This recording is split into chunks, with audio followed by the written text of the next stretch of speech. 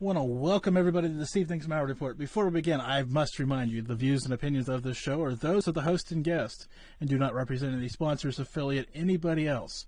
Opinions. Calm down. It's okay. People are still allowed to have them.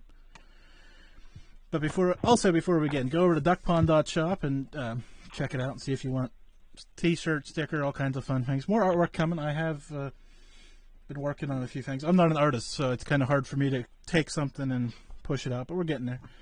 My guest tonight is Pat Miletich. There, I almost, right? Did I say that right? Miletich, sorry. That's all right. Don't come over and kick my ass, okay? Because that'd be bad. UFC Hall of Famer, host of the Conspiracy Forum, busy guy, right? What am I missing? I feel like there should be another thing in there. Well, I also call fights for UFC Fight Pass, the LFA, on UFC Fight Pass. Of course, we're not doing any shows right now, but we plan on, from word is that probably start back up in mid-June. Probably sounds like we're going to be doing it in some sort of soundstage and without the crowd and all that sort of stuff to start, and then gradually work our way back into it. But nonetheless, I'll be working again as far as calling fights, which I love to do. And the LFA does an amazing job putting on incredible fights. They put over 180 athletes in just 3 short years. They've put over 185 athletes directly into the UFC. So they're the major pipeline, along with a couple other organizations, as a feeder to the UFC. So the fights are always good. The fighters are young. They're very hungry. And so we always have exciting action to call, which makes my job much easier. Well, how much different will it be being a fight? I mean, obviously, being a fight. I mean, an announcer probably doesn't matter if there's people screaming behind him or not. But being the fighter, being the guy in the octagon, how much difference will that make? There's a lot of difference to it, of course.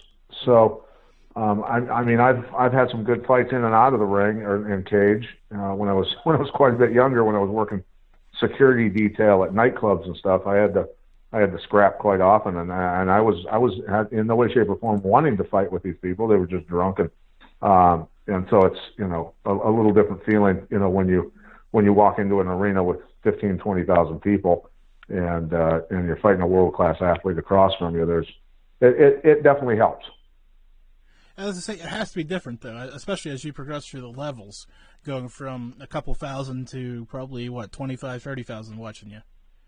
Yeah, and being in Japan also back in the heyday of the Pride Fighting Championship and Rings organization and stuff like that.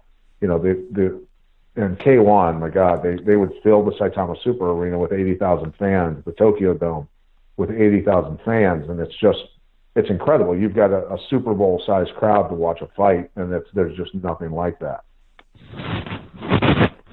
Yeah, it has to be remarkable being in front of that many. I can't imagine just being in front of that many people, let alone trying to perform and then fight and try to keep it all together. That's got to be an adrenaline-filled thing.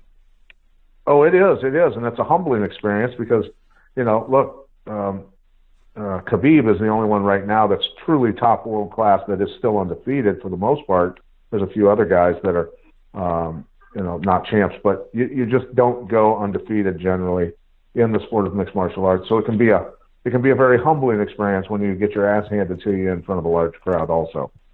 So take me back. I mean, you mentioned fighting. How did that transition into a career path for you? Well, I started fighting just because I still felt, the need to compete. I had to leave college early to take care of my ailing mother. She had heart problems. So, I started doing it just because I was a little bummed out, to be honest with you, that I wasn't able to pursue, an education, and it probably wasn't even cut out for me. It wasn't intended for me. That's the way it worked out. And, I'm okay with that. But, out of necessity, I was pouring concrete during the day and then bouncing and bartending at 2 different bars at night. And then in between, I was decided I'd start training for fights. And how I got into it was pretty interesting. I owe this guy a lot because he said to me, he was basically my boss, one of my bosses at the concrete company I was working for. And we were out on the job site, and he was talking about being a black belt in karate and telling me that Karate Man could beat a wrestler any day. And I go, you're from Kentucky. You apparently haven't scrapped with any Iowa wrestlers before. And so at lunchtime we went out and got after it. And after it got done, he's like, here, there's a 3-week slip for lessons at the kickboxing and karate place in town. So I said, all right, I'll take you up on that. So I went over there and I was doing free lessons, and it was, high block, low block, punch, all this, kind of corny stuff, running katas. And I was like, on Friday when I got there, I'm like, I'm going to finish this one and I'm done. This is complete garbage. This is worthless. And so anyway, after I got done with that lesson, I was ready to leave. But then I noticed in the big room where the regular classes were going on, it was a bunch of black belts in there knocking the hell out of each other. So I walked in and I said, can I watch?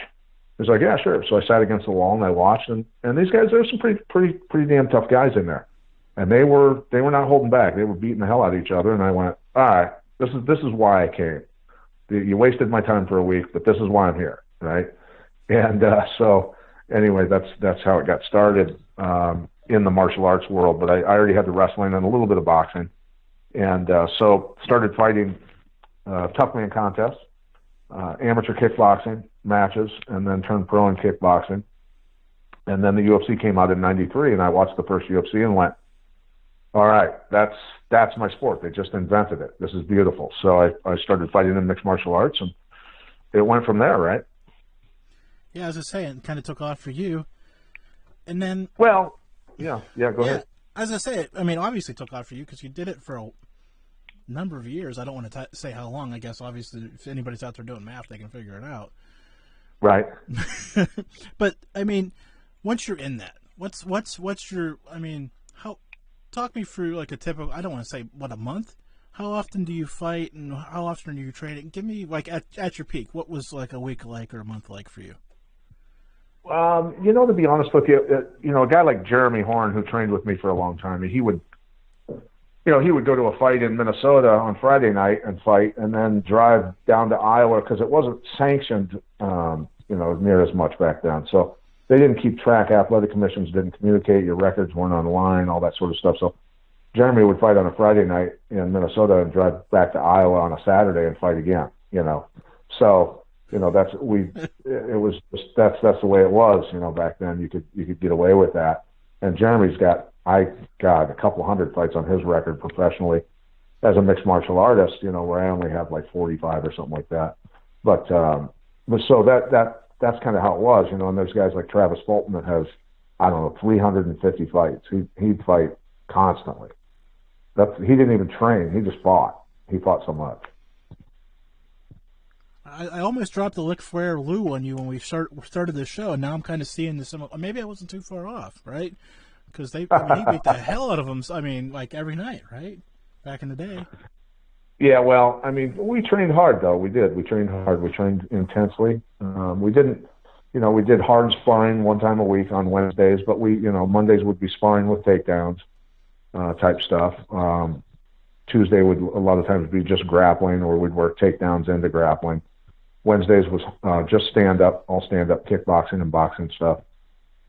Thursday was back to wrestling and grappling usually. Friday, we'd usually...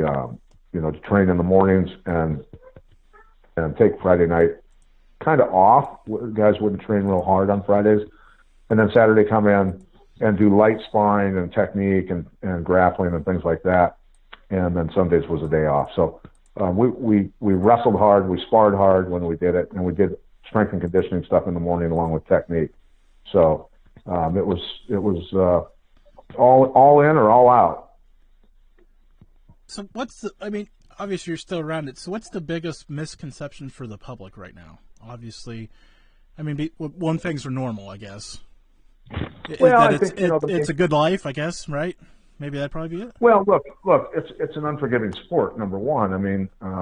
When you lose at basketball or baseball, you don't go to the hospital. So people have to understand that, I've seen and been at numerous shows like, the UFC where, guys at that level are playing for keeps. These are very skilled, very highly conditioned combatants, and they're the best in the world at what they do.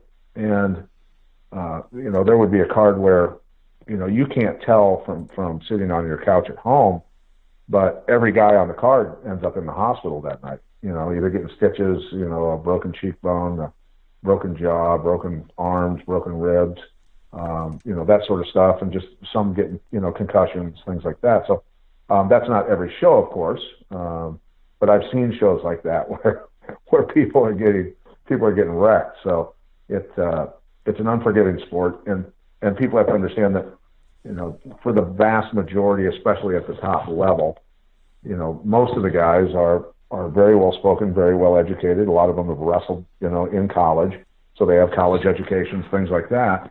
I've had guys who were orthopedic surgeons, a guy that was an engineer for the Department of Defense, a lot of different types of guys like this. So it's definitely a thinking man's sport. You've got to have a pretty high functioning brain to be good at it for the most part, unless you're just an absolute genetic freak and can just crush everybody. But that's usually not the case. You've got to be kind of a mix of having a little bit of brains and some, of course, some athletic ability and a hell of a lot of work ethic. So obviously you have to have a great passion for it, but where does the financial upside come from this? Is that from the actual fight, or is it from selling T-shirts and whatever else you can get out there? Well, my motivation for it was, yes, I wanted to compete still. I wanted to make money, but I also had a long-term goal of opening a chain of schools with my name on it.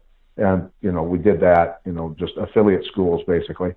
And the instructors and the owners would come to me, and we'd have big trainings at the gym for a week. They'd have to come for, and just go through all the classes, all the basic classes, all the basic adult classes, and then they had to train with the fight team. And some of them, of course, didn't last, because it was very intense training. Excuse me, but some of them did. And I even had a guy that was an affiliate, and I don't have the affiliate schools anymore, and I don't even train fighters anymore. I haven't for some time. I retired from that, but I had a guy come to me who ran a school out in New York, and he said, I can't possibly ask my students to do what you're telling me to do.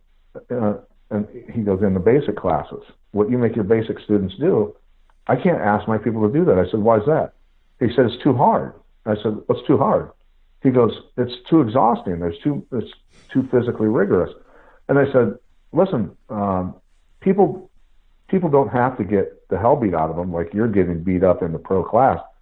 That isn't for everyone, okay? And that's not for you, but it's for you to understand the level of intensity that can be attained by training with these people, okay? And the level of intensity that is needed to be successful and be the best in the world at what it is you're doing. So I want you to understand that first. Second of all, most people have jobs, they have careers.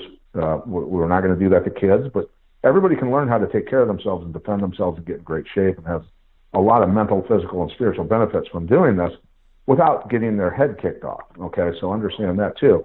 So when you go back and you teach them, you have them do the exact stuff you're learning here, all the endurance drills, everything that we're doing, and tell them, if you get tired, go ahead and get a drink or take a breath. I'm not going to scream at you, and make them understand that this is about them going at their own pace. That's a beautiful thing about martial arts.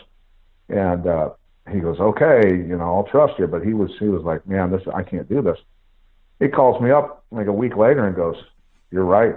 They love me now. And I said, good, because people don't know what they're capable of many times. They're very unsure of themselves. That's why they're there to begin with. And they're not sure what they're capable of until someone they look up to tells them that they can.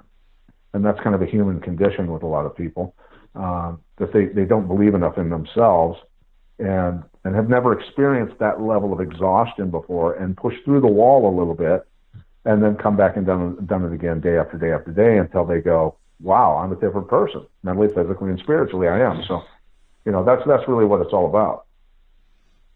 Pat, you said something really interesting, and I want to kind of get back to that because you kind of glossed over it, but I think it's something that well, there's a lot of things I'm really interested in when it comes to you, but this part right here just hits me right now. You opened a string of gyms that kind of had your name on it, but that seems, I mean, when you're in the moment, right, when you're competing, I mean, I read so often about NFL players who don't get the big picture of life and, get out of the league in 5 years and don't have anything to show for it except, a stack of debt because they spent more money than they made. Right. So how did you come to this understanding that you needed to prepare for the next phase of your life? To be honest with you, it was just I had been an instructor underneath my karate and kickboxing coach, my original instructor, and then I ran one of his gyms for him, and I was doing quite well at it. I was putting out a lot of really good students, and I was signing up a lot of people, and so much so that he actually wanted to and ended up cutting me back on my percentage of sales because I was making so much money. And I said, that doesn't make sense. You're taking away my incentive. So why would you take away my incentive that's buying you Mercedes-Benzes and a new house? And he didn't understand the incentive thing was what made me work so hard, right? And I'm a self-driven person too. So having gotten that experience underneath him when I opened my own place, I realized that residual income is really important in life. Instead of getting up every morning and doing the 9 to 5, figure out a way that you can make money when you're sleeping. And that's kind of what I envisioned in that, there was a lot of different ways to bring in money off an affiliate school, whether it be clothing, whether it be memberships, whether it be, training, seminar fees and all that sort of stuff. And it made sense because that's what I'd gotten really good at. And that's kind of the direction that I decided that I wanted to take it at that time, anyway. So bridge the gap here for me. So we're training and winding down at the end of the career, fighting.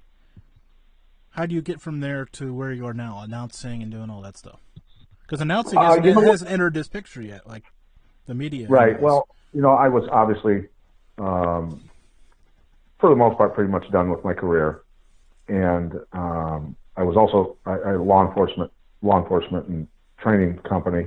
I had been doing that for a long time, and I was sitting in Chicago O'Hare Airport, and I was at a point where Dana White and I didn't see eye to eye on a lot of things, and I had kind of suffered under the wrath of the UFC's getting on their bad side, from an incident between Tito Ortiz and Lee Murray that Tito lied to Dana about it and what had happened, and I was a witness to it, and so Dana and I didn't see eye to eye, and several other things happened along the line, and I was just kind of a little down and out about it, and I got a phone call while I was sitting in the airport waiting for my connection, and I never answered my phone. Usually, if your name wasn't in my phone book or you didn't tell me you were calling and this was your number, I generally wouldn't answer. I just I didn't know who was on the other line and didn't necessarily want to talk to a stranger. And but it was a Las Vegas area code, and I thought, interesting. All right, I'll answer it, because I thought it might be Dana White. So I answered, and it was actually the executive producer of Showtime Sports, David Dinkins, and who's a great guy and runs a very tight ship over there. And so he said, Pat, this is David Dinkins from Showtime Sports, executive producer at Showtime Sports. And he goes, we've got a situation where Frank Shamrock is fighting Nate Diaz, and Frank is normally our color commentator. A couple of guys that work here said they'd worked with you one other time down on the Sunshine Network in Florida on a smaller show and recommended you. And so I'm calling to see if you maybe want to call that night of fights on Showtime Sports with Mauro Ranallo and I believe Stephen Quadros also. And I said, yeah, hell yeah, I can do that. I think I can do that. So he said, all right, great. Well, do you have an agent? I said, actually, I do. He said, all right, so we're going to send you an email. Give me your email real quick. We'll send you an email, and then put us in touch with your agent, and we'll start talking to him before the show, and so we can get that figured out. And I said, okay, yeah, sure. So anyway, my agent gets on the phone with the folks over Showtime, and then to negotiate with him. And he gets off the phone and he goes, "All right, this is what they're offering you. What do you want me to counter with?" And I said, "What number did you just say?" And he goes, "This is what they're offering for this show." And I said, "No, don't negotiate with them. My God, that's a lot of money to sit in a chair and talk into a microphone. That's ridiculous." "Okay, good. Yeah, let's do it." And so I did it. I did the show, and apparently I did good enough where David Dinkins, after the show, walked up to me in the tunnel underneath the arena and said, "You know what? You're actually pretty good at this. Would you like to stay on with us?" And I said instantly, "Absolutely. I'd love to." And so that parlayed into then because it was a non-exclusive deal. They were nice enough to do that for me. I was able to, on weeks off, do ESPN also. And then on weeks off from both of those, I was allowed to do Mark Cuban's Access TV fight. So I was working for 3 networks at one time, and it was pretty incredible experience. But I got so busy. I got so busy with all of that stuff that I had to walk away from the coaching and all that sort of stuff. But no, it was great. I learned so much working with those networks, and now I'm with, of course, UFC Fight Pass, and great people. A lot of the people that were with me at the previous network are still with us now, so it's great, and I'm looking forward to getting back on the road and seeing those guys. So one more UFC-based question, maybe. I can't promise, but okay. I know this is the last scripted one I at least have. I don't get Hall of Famers on this program often. What's that like? I mean, I know it's pretty cool, but what's that mean to you? Being in the Hall of Fame means you're old, brother. it means you're a little older. You're a little older, and not quite as tough as you used to be, but that's all right. That's a different chapter of life. But no, I'm honored. And I was inducted into the Dan Gable National Wrestling Hall of Fame before the UFC, and Dan Gable being my childhood idol, a guy I read all of his books, watched all the documentaries on him, and so to sit at a table with him and have dinner and be inducted into that Hall of Fame was truly, it was a really amazing experience for me. I certainly, going into it, didn't foresee holding conversations with Dan Gable and being in the UFC Hall of Fame and all that too. Okay, so where in life did you pick up kind of my path, the conspiracy, the podcast route? Where did that all come from? Well, I think my experience as a young child, my grandparents on both sides had farms, and that's not necessarily why the name is what it is, but the farm collapse happened after Nixon took us off the gold standard, put us on the petrodollar. And, for those that don't know history, back then in 1971, Richard Nixon took us off the gold standard and then did a deal with the Saudis where the Saudis would accept only American dollars for their oil. In return, we would use our military might to protect Saudi Arabian oil fields. And so that marriage from hell began, and the farm collapse happened not long after that, and then a run on the banks happened, and my grandma and my mom got me up early, and we went, it was still dark out, and we stood in line at the Farmers National Bank in downtown Albia, Iowa, because, well, every farm family from that region and everywhere else around the Midwest were standing in line at their small town banks to get their cash out, because there was the farming crisis. And so we were one of the first ones in line. My grandmother got $90,000 out of that bank in 1971. And of course there was a bank collapse because of all that and everything else. So it was something that stuck in my brain. And I was a kid that watched Walter Cronkite as a kid. I'd sit on the living room floor and watch Walter Cronkite to see what was going on in the world. It was something that stuck with me, but more than anything else, I think being a professional fighter, you have to game plan for who you're fighting. Technically, they're the enemy that night, although most of us actually liked each other a lot and got along. That night, you had to be all business, and so you had to analyze your opponent. You had to pick out their strengths and weaknesses and really study that individual. But you also had to be honest with yourself and game plan for them. If you were being honest about your own skill set, where are the weak points in your own game that, depending on your opponent's skill set, where do they think they can most easily beat you?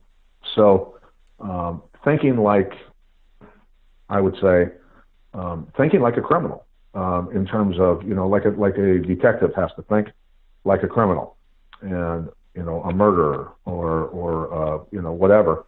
You have to take on that mindset, and you have to analyze your enemy. And so for me, when I'd watched the news, and after years of training law enforcement and military and stuff like that, I'd gotten pretty wise to the conversations and things that we'd have, that what we were seeing in the news was not the truth. And so I really started to finally start doing some true investigating and finding out for myself that, in fact, the gentlemen that I was talking to at different times were 100% correct, and that many things that were being told on the mainstream media, it's just not true, and it's very unfortunate, and it's more so now after the National Defense Authorization Act was passed, along with the Patriot Act, which was its predecessor, but the National Defense Authorization Act, NDAA, people can look it up, legalizes the media to use propaganda, meaning don't tell the truth, and it legalizes it. So that just unlocked Pandora's box on just a complete shit show for the citizens of this country, being misinformed, disinformed, and along with the propaganda, you can be detained indefinitely by your government without any due process, and in fact, you can be killed by drone strike or whatever they deem necessary without any type of court case or anything like that. So, people need to wake up in this country a little bit and understand that what they're seeing on the news is certainly not what's really going on. And many times the politicians that say they hate each other on the TV and call each other criminals, many times are golfing together and drinking together and hanging out with each other's families. So Americans need to really start waking up. It is remarkable to watch some of the, I don't even know the nice word to say it, shit that comes out of these people's mouths all the time. It's just like amazes me, like to no end. Yeah. Like.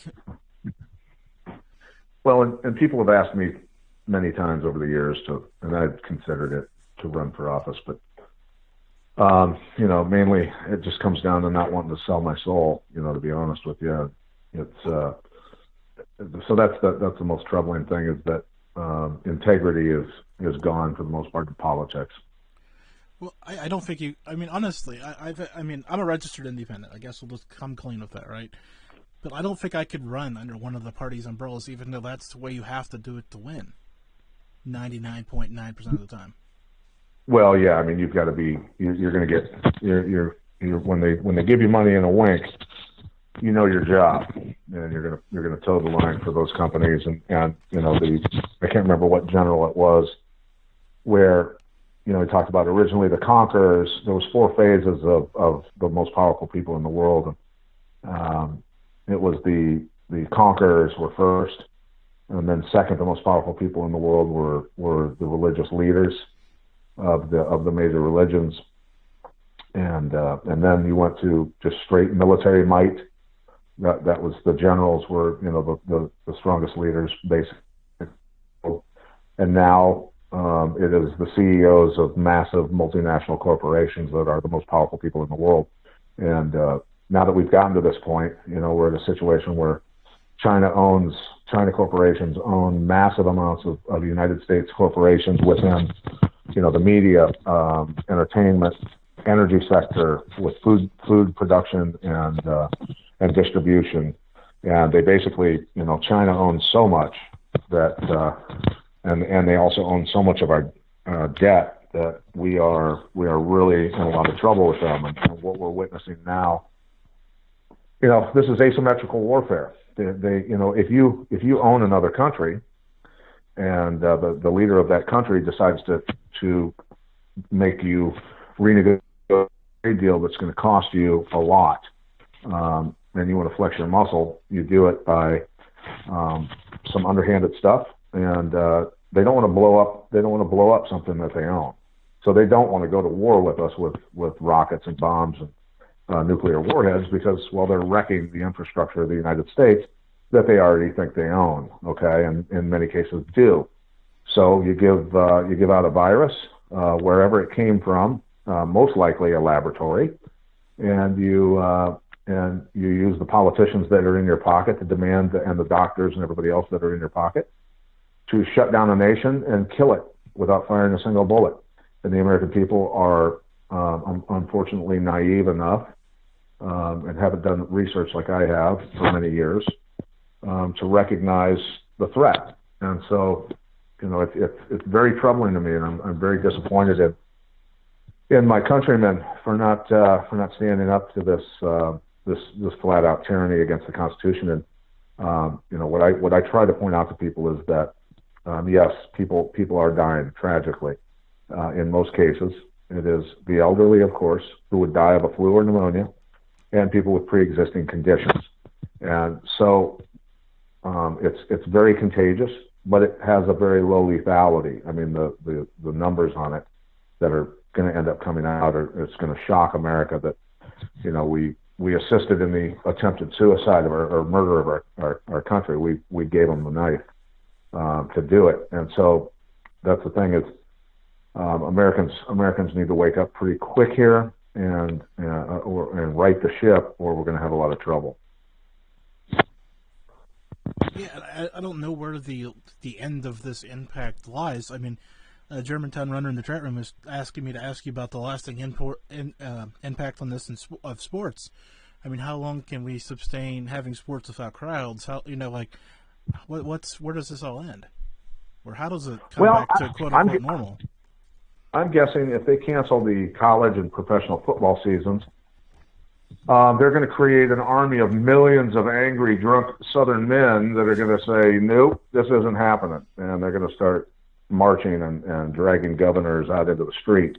So I would guess that they'll hopefully not do that. But, we don't know where this ends. Right now, Jim, we're moving massive amounts of equipment over to the South China Sea. The people that have been paying attention know the term one belt, one road, and that is China attempt dominance of basically building a pathway across the globe of them controlling the trade sector. And if they do that, it's game over. So that's the scariest part of it, because in the South China Sea, they built islands for military bases in the South China Sea and just claimed that water and say it's Chinese land, and they just keep going further and further. They're taking entire ports from nations in return for debt, or part of a payment on a debt from a nation. They're really ruthlessly going about this, and the way that they did all of this stuff in terms of purchasing American and European companies was just printing trillions of yuan and buying them.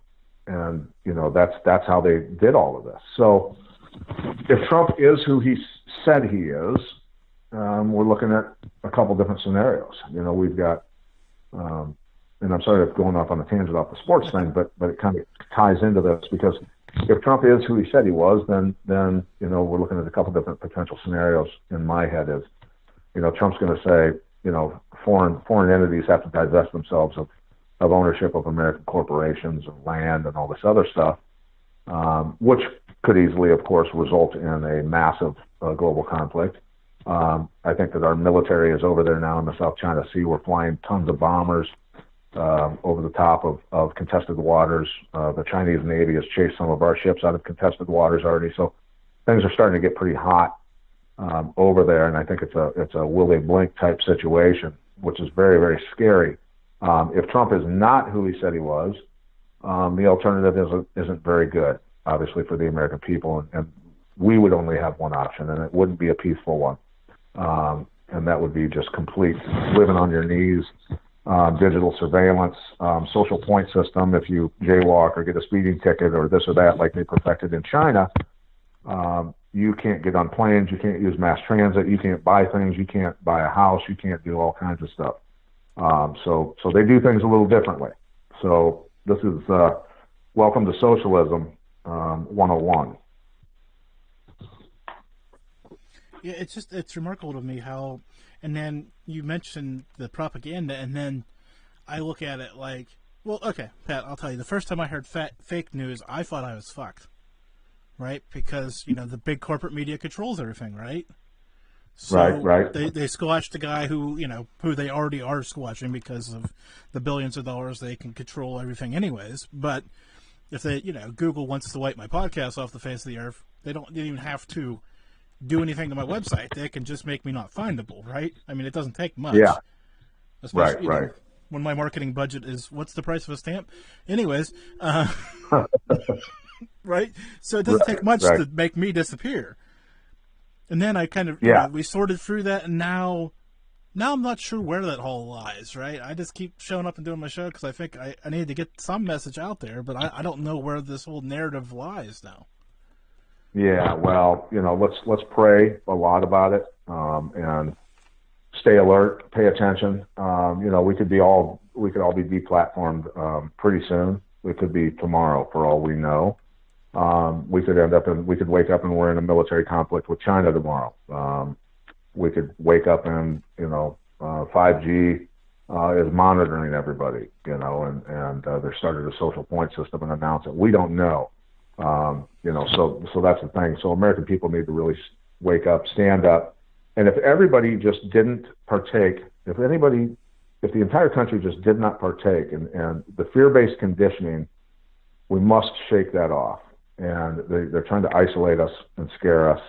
And so if everybody, all at one time, just decided to open their businesses and not listen to them, and if everybody did not conform to a social point system and say, no, you know what, we're not doing it. You can kiss my ass. You can absolutely kiss my ass. And we're all going to march, and we're going to remove all the politicians that put this in place, and we're going to replace them.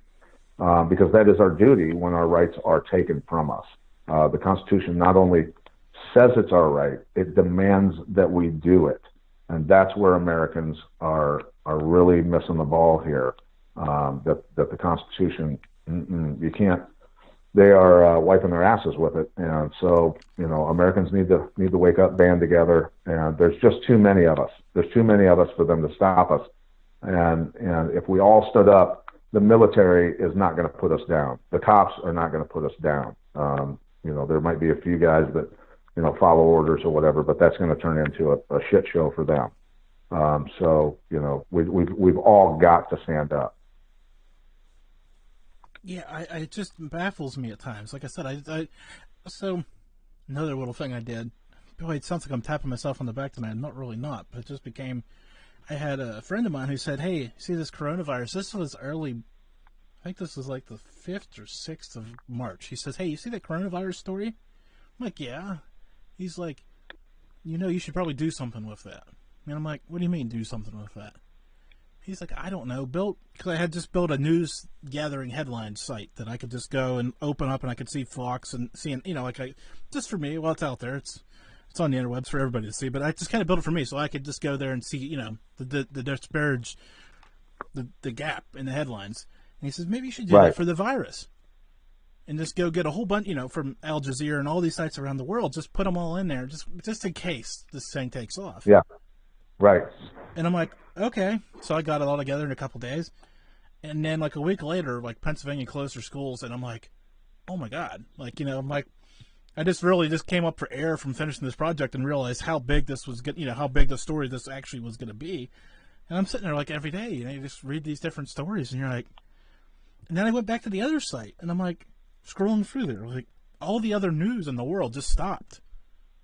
Like, everything just stopped except for virus stories. I'm like, what are we missing? Well, I mean, look, this is again fear-based conditioning. This is get us all in our houses, divide us, make us look at each other, make people start ratting each other out for opening their businesses when they shouldn't have, supposedly. You've got hairdressers that own salons that are ratting out other ones, stuff like that. So, It turns the people against each other.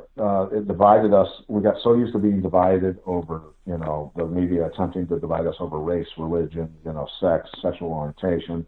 It was just, that was all conditioning, fear-based conditioning.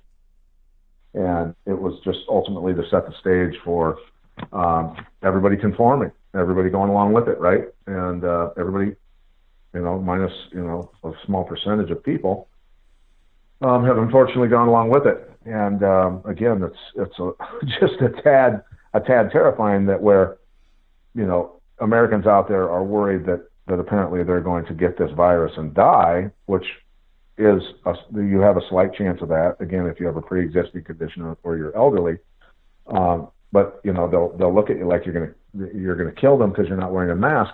When in reality, the people that are staying home and not opening their business en masse are the ones that are going to starve their nation to death, the ones that will be responsible for murdering their nation.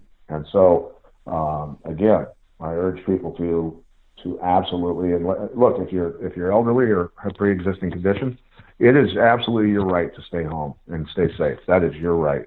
But it is not your right to tell everyone else that they have to stay home and kill their country along with you. So the Duck Pond, which is my chat room, has unanimously selected you to run for office. So please report, and they want you to run. I don't know. I mean, I know we've kind of danced around it earlier, but I think you're right. Well, I mean, they I'm so outspoken against almost all politicians. I mean, I do believe in guys like Rand Paul and a few others, but man, for the most part, we've got a great guy across the river in Illinois, Neil Anderson, who is a state senator in Illinois. He's one of the few good ones, man. But they're just all getting paid off, and it's awful. And many of them have been compromised because of dirty stuff they've done, whatever it is, whether it's having extramarital affairs or corruption and everything else. And they're all the people have intelligence on them. They've scoured all their emails, they've scoured all their social media posts and all that sort of stuff, and they've just got them over a barrel. And they're the ones that got them the job anyway, right? So they're slaves. They're slaves to their masters, and that's not a life that I want to lead. Right now, I feel I do more damage outside the loop, outside of political office by having my show. I mean, I've got, what's really nice is we've stuck with this thing for 5 years, and there were several times where we were close to just saying hell with it. We were going to give up on it, but we stuck with it, and we've attained finally ratings that are above on say iTunes. I'll give you a list. Jeff sent them to me. We hadn't checked in 5 years where we were ranked on anything. But people are paying attention because they know we've been right for 5 years. We've been proved right at least over and over and over again. So we're ranked above CNN News Briefing, the Ron Paul Liberty Report, and I think Ron does a great job. The Young Turks were ranked higher than Bloomberg Business Week. And I'm not bragging about this. What I'm doing is telling people that the wave is building and people need to become more educated and a little braver. We're rated higher than Laura Ingraham, the Mark Levine Show, the Situation Room with Wolf Blitzer, This Week with George Stephanopoulos, State of the Union with Jake Tapper.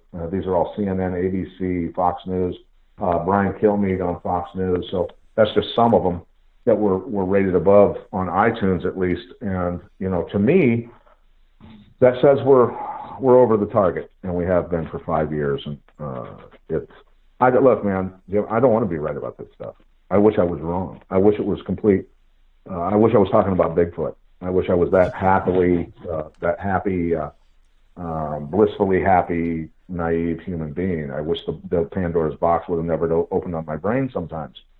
But since it is open, and I can think like the enemy, I feel it my responsibility to my fellow citizens and the world. We've got listeners around the world, of course, to at least give them our version of what we found to be the truth and what we found to be something that is coming down the pipe at Americans, so that they can, at least some of them, be prepared for this.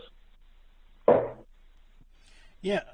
Before we forget, give the website and where people can find you and all that fun stuff, because we're going to run out of time too. Yeah, sure. People can go to theconspiracyfarm.com, and please support our sponsors, man. Order on there. We've got, meat supplies, which are running low for a lot of people now. We've got survival stuff. We've got chemical-free body to clean your body and keep you healthy. We've got concealed carry clothing. We've got some good stuff on there. So by all means, go on there and order and help out the show and keep us going. Yeah, very important to keep these shows going. And like you said, your show's out there doing well. My show's out there doing well. Not quite as well as yours, but that's fine.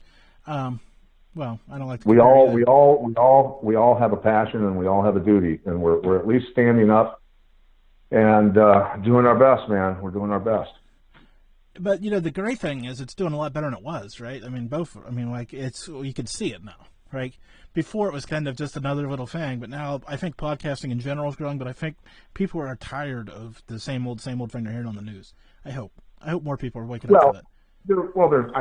I think what it says is Americans are tired of being lied to, because they know they've been lied to. Because how many times have people been brought in for testimony on all these different crimes that have gone on, and not one person's been perp walked. Not one person has gone to jail. Yeah, and there's always these chances either one way or the other, and it just seems like there's always smoke, but there's never a fire anywhere. Right. Jeff, my co-host, Jeffrey Wilson, says he calls that hope porn. He calls all of it, people saying, all these people are going to jail. These people committed treason against Trump and everything else. And those crimes, I 100% believe happened, but that doesn't mean anybody's going to go to jail. There might be a few low-hanging fruit that get sentenced, but it just doesn't sound likely. So since you're not going to run, I've got to ask you about my former guest, Jesse Ventura. Do you think he'll run, and B, what do you think of him overall? I've been lucky enough to work with some guys from that community and work out with them and train with them, and they don't think real highly of him, and so that community is a bunch of alpha men who are just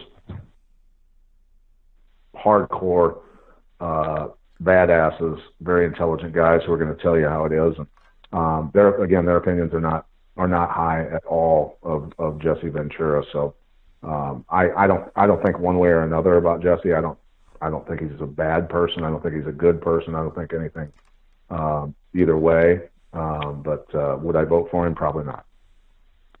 So, because who knows?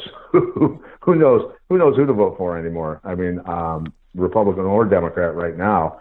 It seems like, look, they all voted for the stimulus that had stipulations and regulations in it that attained the Green New Deal. If you remember, the Green New Deal had basically no airplanes. There's not many airplanes flying right now.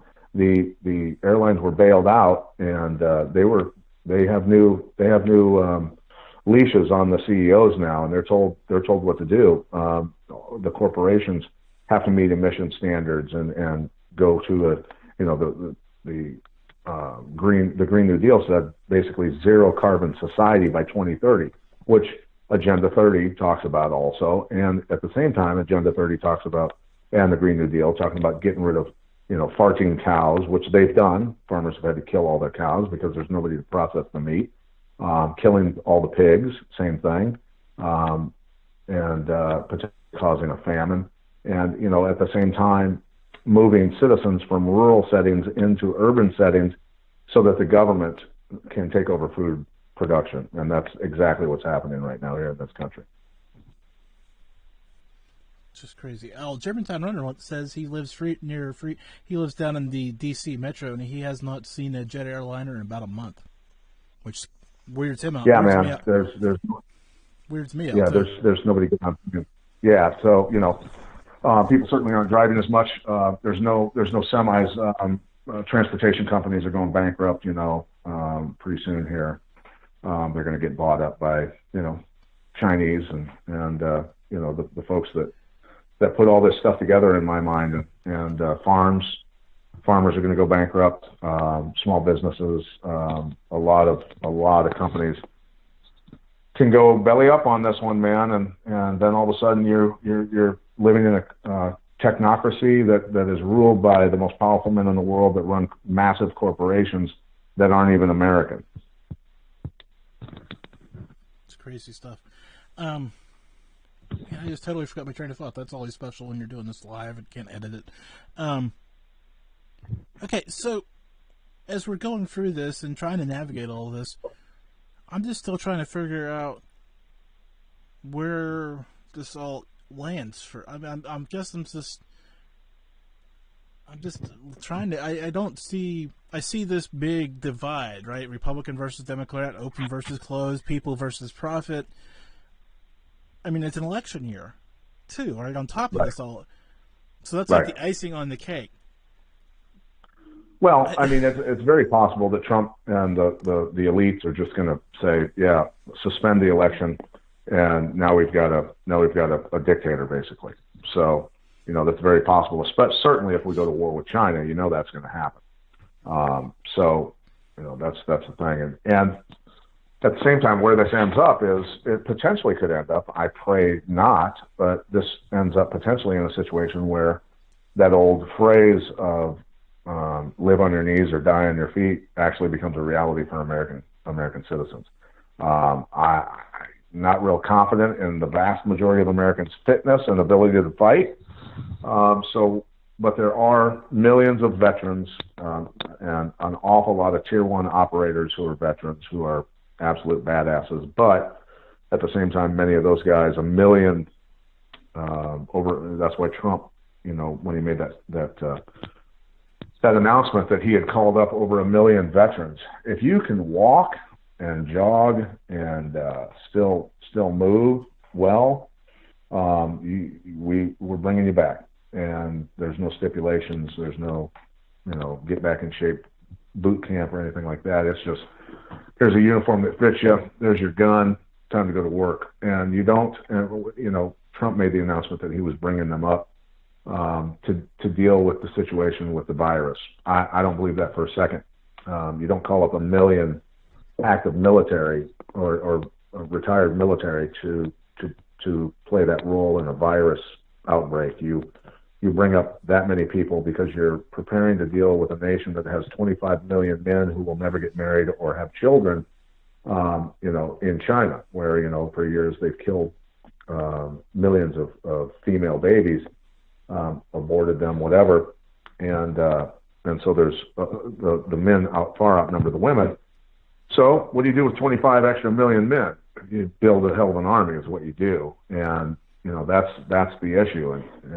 So we're going to be, hell, they'll probably take my 50 year old ass, at some point because just trying to throw bodies at this thing, who knows? But that's the potential scenario that I see by bringing up 1 million veterans that we're never going to be back in the service again, of course. Crazy. Okay, so I haven't done this in a while, but I don't know if I want to go here or not, but I'm going to go here. I used to ask guests for their Jerry Springer final thought kind of deal, and we've kind of been words you want to leave out there to the universe. I mean, we've kind of been also dark, but talking war and depression and stuff. So I don't want to end there, but if that's where you want to put a bow on it, you know what I'm saying? I would just say that that people need to stay focused on their family, stay focused on their health.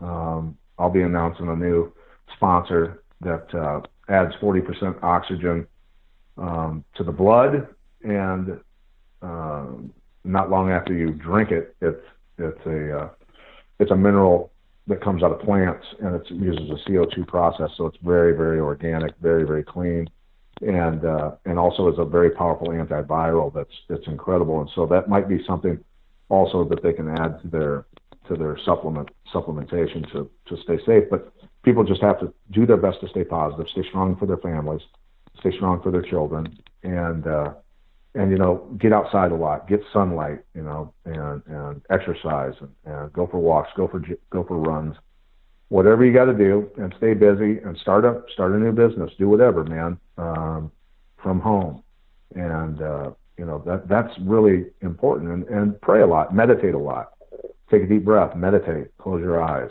push out all the bad thoughts out of your brain, and meditate, and that helps refocus you, and don't think based on emotion. We can't think based on emotion right now. It's too important of a time in our nation to think based on emotion. We must be logical thinkers. That's why we must, take deep breaths, meditate, pray, and let your higher power guide you in a way that, that makes sense to you and to the people around you for their safety. So, 2 quick questions here. Dream guest, somebody you'd like to talk to on your podcast. Somebody what? Somebody you'd like to talk to on your podcast. Oh, someone I'd like to talk to on my podcast? Yeah. Who? Well, who's your dream guest? Who would be the guy that gets you excited?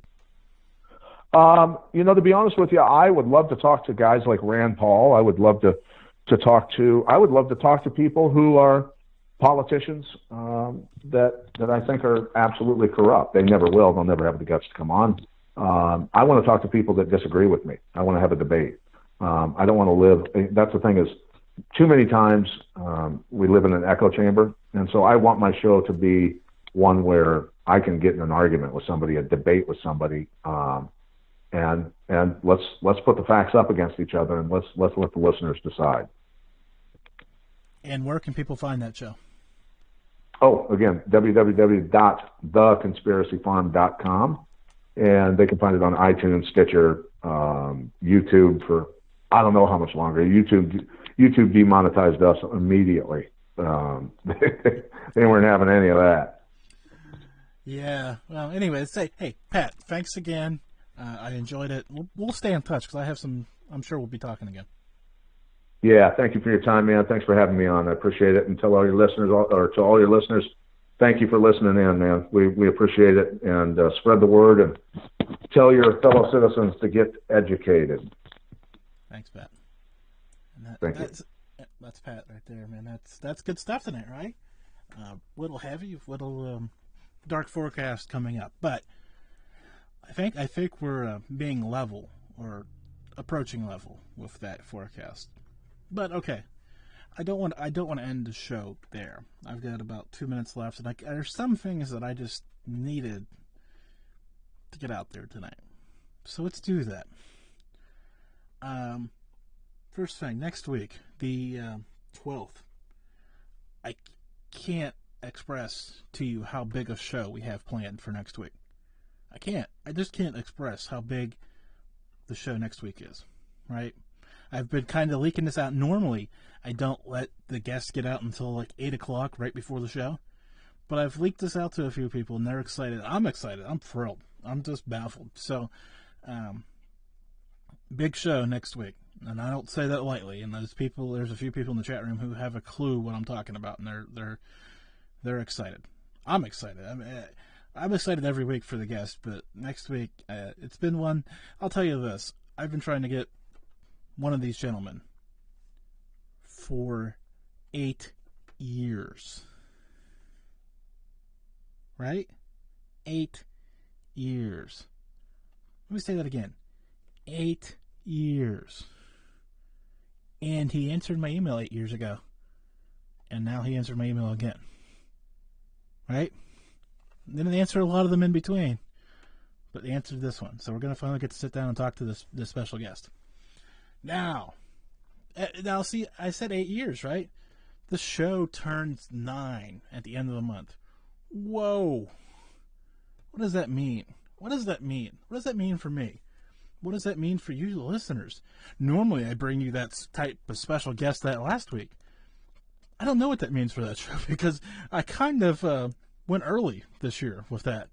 Well, I guess it's just kind of how it worked. I mean, you don't necessarily tell this type of guest to say, I need you the next week or the week after.